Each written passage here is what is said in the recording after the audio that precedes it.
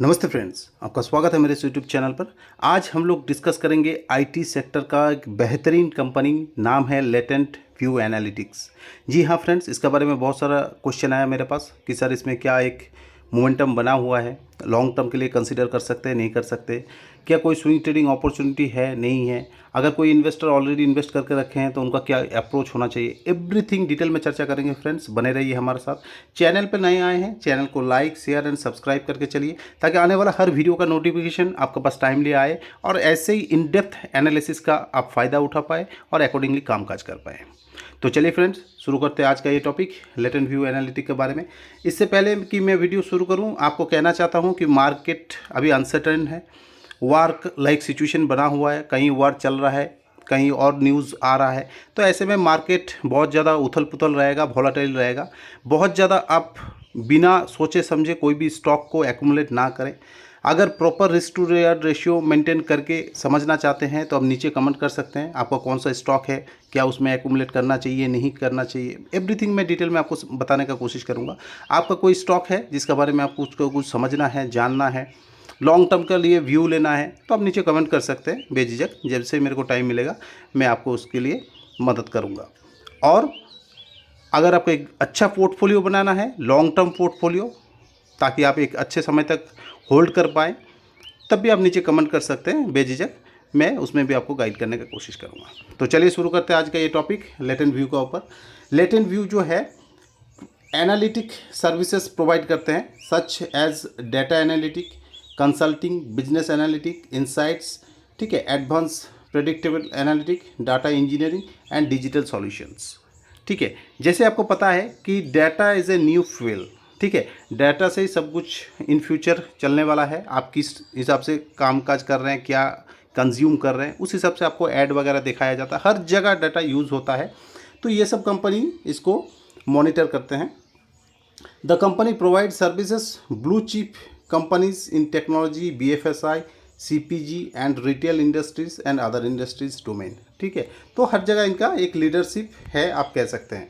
कौन सा सर्विस ये ऑफर करते हैं देख सकते हैं। टेक्नोलॉजी के लिए करते हैं, इंडस्ट्रियल के लिए करते हैं, कंज्यूमर एंड रिटेल के लिए करते हैं, सोशल मीडिया के लिए। देन आप देख सकते हैं फाइनेंशियल सर्विस में भी ये है। ठीक है, ताकि फ्रॉड, रिस्क एनालिटिक ये सब कुछ किया जाए। रेवेन्यू अगर मिक्सअप देखेंगे आप, टेक्नोलॉजी से आता है इनका रेवेन्यू 71%, इंडस्ट्री से 12% और CPG एंड रिटेल से 9%, फाइनेंशियल सर्विस से आता है 8%। तो बहुत ही ज़्यादा डाइवर्सिफाइड है, किसी भी एक सेक्टर के ऊपर ज़्यादा डिपेंड नहीं है। जियोग्राफिकल वाइज भी रेवेन्यू ब्रेकअप इनका है। USA से आता है 95%, यूरोप से 2% और अदर से 3% आता है। ठीक है, इंटरनेशनल ऑपरेशंस है इनका, कहाँ कहाँ आप देख सकते हैं। USA है, नेदरलैंड है, जर्मनी है, UK है, सिंगापुर। ठीक है, तो एक अच्छा खासा विदेश का मार्केट में प्रेजेंस है। विदेश का मार्केट बहुत ज़्यादा अच्छा कामकाज अभी नहीं कर रहा है, इस वजह से ये सब कंपनी अभी ठीक ठाक परफॉर्म नहीं कर रहा था। अभी कुछ दिनों से ये अच्छा खासा चलने लगा है। ठीक है, तो इनका क्लाइंट पार्टनर आप देख सकते हैं, कंपनी 60+ क्लाइंट है, इंक्लूडिंग 30 फॉर्चून 500 कंपनीज सेक्टर के अंडर है। Technology, CPG, retail, health care industry, cloud communication, Google cloud, हर जगह ये अपना आपको डाइवर्सिफाइड करके रखा है। ठीक है, बाकी इंक्रीज इन्वेस्टमेंट जो है, अपना इन्वेस्टमेंट को इंक्रीज़ कर रहा है। एसेट लाइट बिजनेस मॉडल इनका है, इनको एक्सेलेट कर रहा है। ये कंपनी एक्विजिशन भी कर रहा है। मार्च 24 अभी लेटेस्ट एक्विजिशन है, आप देख सकते हैं। ठीक है, कि ये company 100% equity of decision point private limited, 100% इनको एक्विजिशन किया। तो कंपनी का लॉन्ग टर्म एग्रीमेंट है, लॉन्ग टर्म ग्रोथ है। ठीक है, एसेट लाइट मॉडल बिजनेस है। कंपनी कामकाज ओवर एंड इंडिया में भी कर रहा है, विदेशों में भी कर रहा है। तो क्यों कर रहा है? ठीक है, ये सब आपको समझना पड़ेगा। ऐसे अपने आप को डाइवर्सिफाइड करके हर जगह फैला के रखा है। 16 ईयर से कंपनी मौजूद है। फॉर्चून 500 का 50 से भी ज़्यादा इनका क्लाइंट है। 70+ कंट्रीज़ में ग्लोबल इनका सर्विसेज है। अगर इनका आप वेबसाइट में आएंगे तो एक बहुत ही बढ़िया आपको डिटेल मिल जाएगा।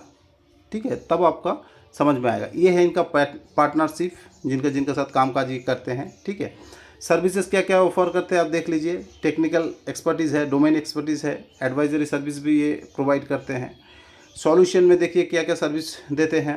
सॉल्यूशन में echo promo, AI panel, B2B dynamo, ठीक है, concentrated view, insight ledger, match view, ठीक है, इस टाइप का प्रोडक्ट सर्विसेज इनका है, ठीक है। इंडस्ट्री में आप देख सकते हैं, जैसे मैंने बताया कि technology, CPG, financial service, retail, industries, हर जगह अपने आप को डाइवर्सिफाइड करके रखे हैं। कंपनी अगर आप देखेंगे तो छोटा सा मार्केट के ओनली 10,000 करोड़ का, ठीक है। इनका पास इमेंस टाइम है कि अपने आप को ग्रोथ आप लाए, दिखा पाए। यहाँ से भी कंपनी अगर 10x होता है तो ओनली 1 लाख करोड़ का होगा। जो भी IT कंपनी है 1 लाख करोड़ तो मिनिमम होता ही है। आप देख लेना TCS वगैरह, इन्फोसिस वगैरह कितना करोड़ों का मार्केट कैप है, आप नीचे कमेंट कीजिए। तो कंपनी अभी तो जस्ट कह सकते हैं कि शुरुआत स्टेज में है, नेशन स्टेज में है। जैसे जैसे आप अगर कन्विक्शन बिल्ड कर पाएंगे, ऐसे छोटे कंपनी में एक बार निवेश कर देंगे आप ठीक से और बैठ जाएंगे इसको लेके 5 साल, 10 साल, 20 साल, तो एक अच्छा खासा अपॉर्चुनिटी रहेगा आपका पास ग्रोथ होने का, ठीक है। कंपनी ग्रो करेगा तो एज ए शेयर होल्डर आप भी ग्रो कर पाएंगे और अच्छा खासा वेल्थ क्रिएट कर पाएंगे। करंट प्राइस देखेंगे 527, 567 का 52 वीक लो और 322 का 52 वीक लो और 567 का 52 वीक हाई, और कंपनी ने 754 का ऑल टाइम हाई भी लगाया था।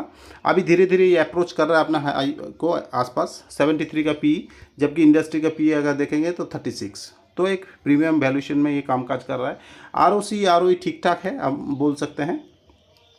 डेट टू इक्विटी बहुत लो है, जो अच्छी बात है, ठीक है। प्रॉफिट आफ्टर टैक्स है, कंपनी लॉस मेकिंग नहीं है। सेल्स ग्रोथ 3 साल का बढ़िया है, 20%, इतना उथल पुथल होने का बाद भी, ठीक है। और सेल्स 610 करोड़ का, ऑपरेटिंग प्रॉफिट मार्जिन 20% मेंटेन करने में सक्षम है, जो अच्छी बात है। 7 रुपये का EPS भी दिखा रहा है कंपनी।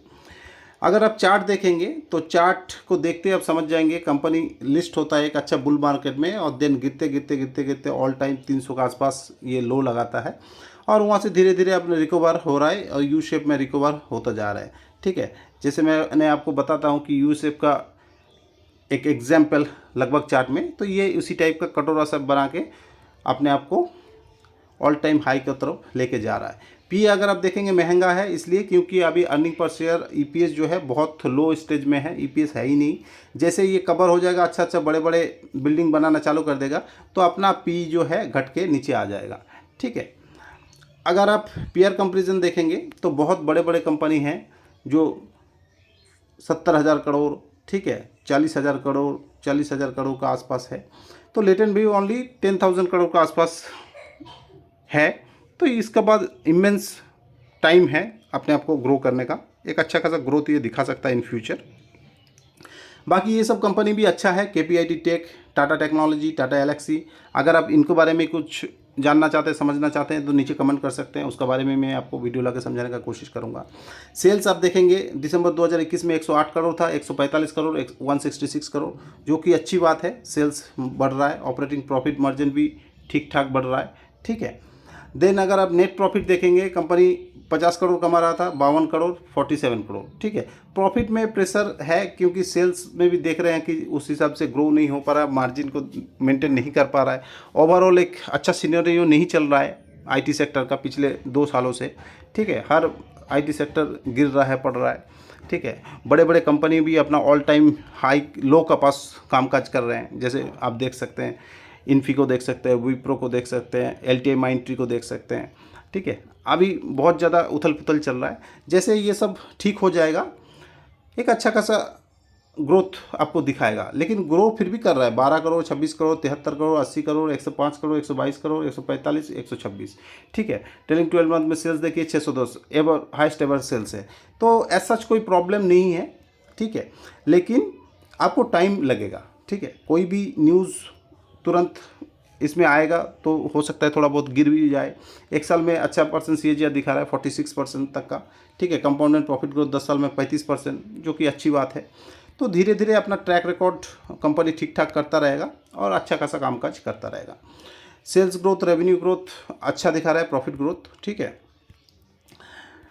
अगर आप शेयर होल्डिंग पैटर्न देखेंगे तो कंपनी प्रोमोटर के पास 65%, FI के पास 2.54, ठीक है, DI का पास 2.45 और पब्लिक का पास 30% का आसपास। प्रोमोटर का शेयर कोई भी प्लेज नहीं है, जो कि एक अच्छी बात है। देन FI ने अपना होल्डिंग कंटिन्यू बढ़ा रहा है, ठीक है।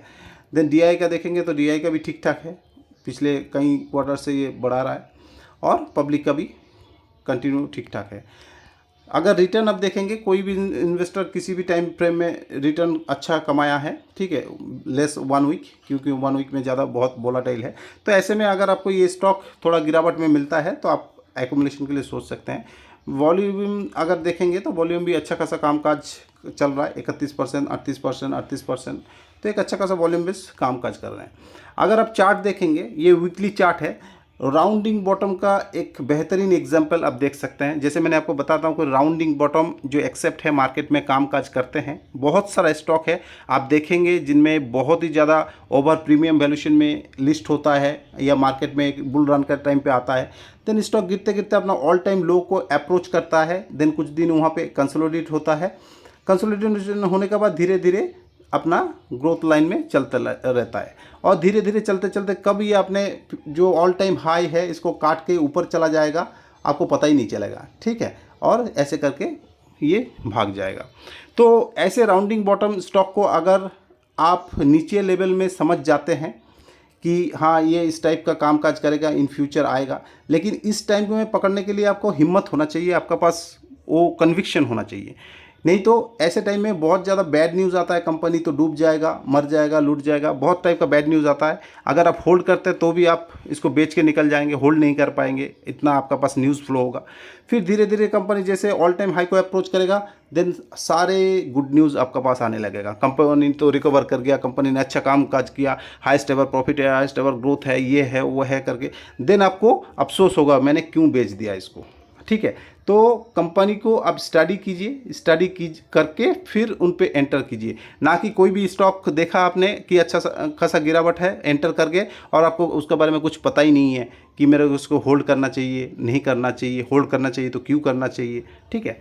तो चलिए कोई बात नहीं है। अगर आपने इसको अभी कंसिडर किया है, अगर फ्रेश इन्वेस्टमेंट करना चाहते हैं तो ये तो थोड़ा अभी 550 के आसपास कामकाज कर रहा है, ऐसे भी थोड़ा अगर गिरता है कंपनी, ठीक है, 450 के आसपास भी आता है, तो आप धीरे धीरे इसको एक्यूमुलेट करके चल सकते हैं, कोई प्रॉब्लम नहीं। अगर एक भी स्टॉक आपका पास नहीं है तो अभी करंट गिरावट जो चल रहा है इसमें भी आप एक एक दो दो करके उठा के और लंबे समय तक होल्ड कर सकते हैं। आपको विद इन 2 ईयर ये अपना ऑल टाइम हाई को अप्रोच करके भी काट के ऊपर जाएगा, एक अच्छा खासा रिटर्न आपको दे देगा। अगर डेली चार्ट देखेंगे तो वो 200 DMA को बढ़िया सपोर्ट इसने लिया है और ऊपर एक रन दिखाया, और अभी अपना जैसे मार्केट थोड़ा बहुत गिर रहा है तो ये भी पार्टिसिपेट किया है। ऐसे में 450 को आप एक इमीडिएट सपोर्ट मान के इसमें कामकाज कर सकते हैं, ठीक है। स्विंग ट्रेडिंग है या नहीं है? स्विंग ट्रेडिंग है, बिल्कुल है। 450 का सपोर्ट लेके आप इसमें ट्रेल करते रहिए, स्विंग करते रहिए, कोई प्रॉब्लम नहीं है। चार्ट पैटर्न पॉजिटिव है, कोई दिक्कत नहीं है। रिसेंट आपको 550 के आसपास एक रेजिस्टेंस मिलेगा, इसको काट के ऊपर चला जाएगा तो एक अच्छा खासा और रैली आएगा। अभी जैसे आपको बताया कि राउंडिंग बॉटम का बढ़िया एग्जांपल, तो राउंडिंग बॉटम आप देखिए, ये कंपनी राउंडिंग बॉटम बना रहा है और ऐसे ऑल टाइम हाई को अप्रोच करके और ये निकल जाएगा, ठीक है। और कंपनी का अभी शॉर्ट टर्म का एक चैनल देखेंगे तो एक चैनल में भी ये कामकाज कर रहा है, ठीक है, ऐसे ऐसे करके। तो कंपनी अभी ऊपर चैनल से नीचे आ रहा है, अगर ये नीचे लेवल को टच करेगा तो एक अच्छा खासा आपका पास बाइंग अपॉर्चुनिटी होना चाहिए, यहाँ पे आप एक्यूमुलेट कर सकते हैं और ऊपर जाके सेल भी कर सकते हैं, ठीक है।